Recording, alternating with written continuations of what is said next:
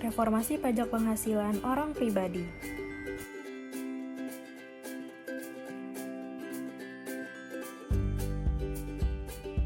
Proses reformasi birokrasi yang difokuskan pada modernisasi ini dilaksanakan pada 2002 sampai 2008. Selanjutnya, sekitar 2009 sampai 2014, reformasi difokuskan kepada peningkatan internal kontrol.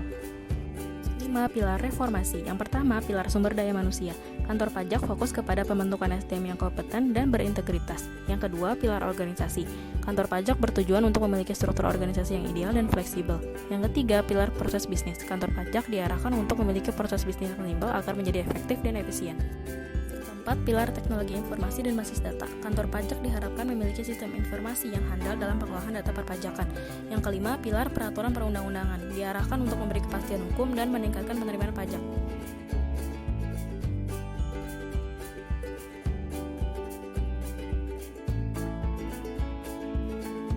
Sistem pemungutan pajak orang pribadi ada 3.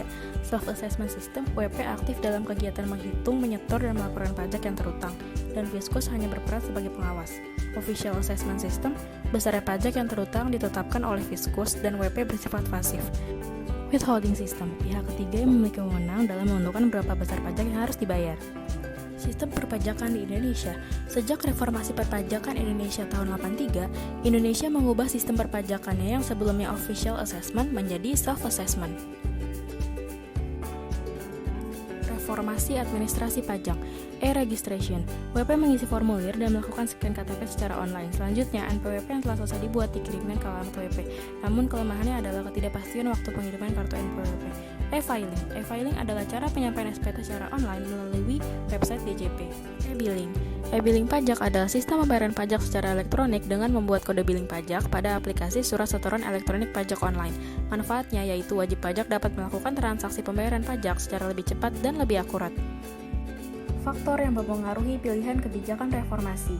Tingkat kepatuhan wajib pajak yang masih rendah, perkembangan ekonomi digital dan kemajuan teknologi sangat pesat, target penerimaan pajak setiap tahun meningkat, jumlah SDM tidak sebanding dengan penambahan jumlah wajib pajak.